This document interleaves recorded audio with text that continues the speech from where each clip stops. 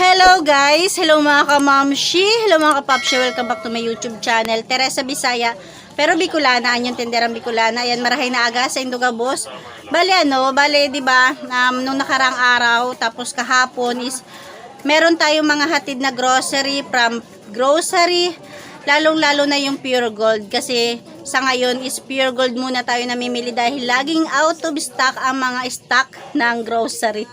Ayan guys, kaya lang, hindi ko alam kung talagang nagmahal na ba sa lahat ng grocery o sa Pure Gold lang. Kasi dito, di ba sabi ko, pag mga chichirya talaga, sa Silina talaga ako namimili. Pero nung nakaraang araw is sa Pure Gold ako namili ng mga maraming chichirya. Kaya napansin ko talaga is may mga may mga tumaas ba o dati nang mataas talaga.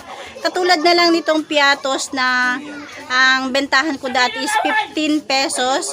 Kasi ang puhunan nun, di ba, nasa 12 point something. Pero ngayon guys, nakita ko rito sa resibo ng Pure Gold is 13.55, o di ba? Kung ang bentahan ko nito is 15, ang tubo ko na lang is nasa piso, di ba? Nasa piso na lang.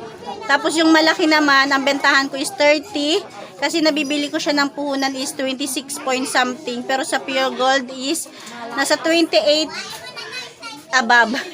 Ayan. Kasi pag ganito talaga, kapag magkaiba yung presyo niya sa Pure Gold, tapos dito sa pinagbibilang ko sa Silina, dito na lang ako sa Silina, di ba? Pero kung same price na rin lang sila, doon ako sa Pure Gold kasi nga may points. Pero kapag emergency at wala akong mautusan, di ba? Dito lang sa Silina. Tapos kagaya na lang nung mga mamiso, yung mga mamisong chichirya. Diba, napakabihira na ako magtinda ng mga mamiso na chichirya. Ang mga mamiso ko lang kadalasan is yung mga mani, mga happy, chiquito, sugo, mga ganyan, dingdong. Pero yung mga chichirya talaga is napakabihira. Minsan na lang talaga, kaya minsan hindi ko na-check ang resibo. Pero ngayon, tinignan ko sa ating resibo is wala ng piso yung tubo ko. Kasi 11 point something na siya. 11 point, basta na sa ganyan, 11 point something. Wala na sa piso. Kaya pala, yung chichirya na mga mamiso, pwede na siyang ibenta ng 5 piso 4. Diba? Kaya lang, dahil minsan lang naman ako magbenta niyan, pero parang gusto ko na siyang ilagi. Ipipiso ko pa rin siya kahit wala na sa piso yung tubo natin. Kasi yun lang talaga yung mga nabibili ng mga bata. Lalo na kung piso yun lang yung sukli, diba? Kasi kahit paano, is babawi na lang tayo doon sa malalaking chichirya. Pero meron pa naman talaga akong mga gamis na mga mamiso. Yun talaga, hindi ko talaga dapat na iwala dito sa akin tindahan. Ayan, marami talaga ako napansin na mga nagtaasang presyo. Pero yung mga mamiso talaga na halos wala na sa piso yung kikitain ko. Sige, continue pa rin tayo sa piso. Sa pisong bentahan. Pwede na siyang ida2 piso kung tutusin, pero wag na lang. Ayan guys, pasilip ko sa inyo. Kaya lang medyo bungi-bungi na yung chichirya ko dahil hindi ko pa nalagyan. Ano yun, be? Ayan siya, diba? Medyo bungi-bungi na siya. Katulad nito, ang puhunan nito is 12.55 yata. Basta 12 point something. Ang bentahan ko nito is 15. Tapos ito yung sinasabi ko na 30 ang bentahan ko. Sa Pure Gold is nasa 28 point something na siya. Bale, ibig sabihin is nasa piso na lang yung kikitain ko. Nasa piso na lang yung tutubuin ko. Pwede na siyang i-32. Kaya lang siguro hindi muna ako magtataas ngayon. Katulad na lang ng mga piatos. Nasa piso na lang yung tubo ko sa piatos. Siguro mga paanhin muna natin. Titingnan ko muna sa ibang grocery kung talagang ganun talaga yung presyo. Kasi kung sa Pure Gold lang naman pala mataas, is syempre hanap tayo na mas mura. Diba? Katulad dito, 10 point something, 10.80 ang puhunan. Ang bentahan ko nito is 30. Di meron din tayong 13. Ang bentahan ko 13. Meron din ako 2 piso rito. Tapos yung mga tang, ayan, di pa rin ako nagbago ng price. Nasa 20 lang. Nasa 20 pa rin kahit 'di ba, medyo matagal na naman talaga nagtaas ang tang, pero 20 pesos pa rin yung bentahan ko. Tapos yung mga kape, ganun pa rin 13, yung champion lang yung ating 14.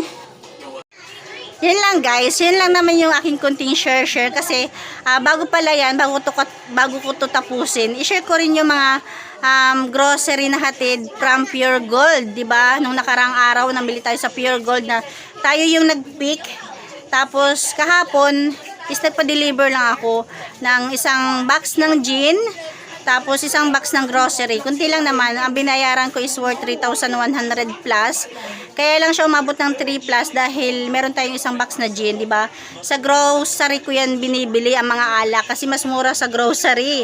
Kaya lang problema nga is laging out of stock ang grocery. Kung kailan sila kumuha ng ano tawag doon, model o ano, kung kailan sila kumuha ng artista si Melay, doon naman nawalan sila ng mga stock, o di ba? Kasi nung hindi pa sila kumukuha para ng endorser, lagi silang kahit papaano okay talaga yung kanilang mga item. Ngayon, lagi talagang walang stock. Pero kahit papaano is nababalitaan ko, lumalawak na yung kanilang branch, di ba? Katulad kina Kuya AJ Campo Vlogs. Ayan, meron na daw sa kanilang grocery.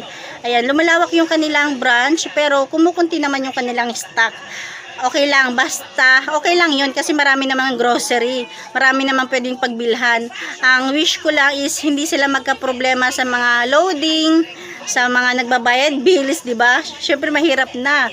Yung mga tao is nagtitiwala sa atin, nagbabayad ng bills, huwag lang sila magloko na hindi nila maibayad. Tapos di ba, syempre kukunin nila sa akin dito yung bayad. Yung binayad sa akin ng mga tao is tuwing Friday, kinukuha nila dito.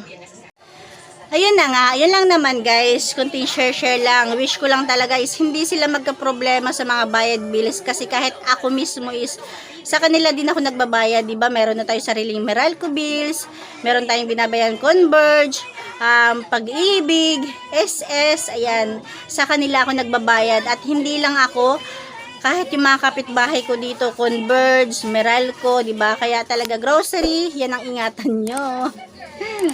Lang guys, thank you for watching.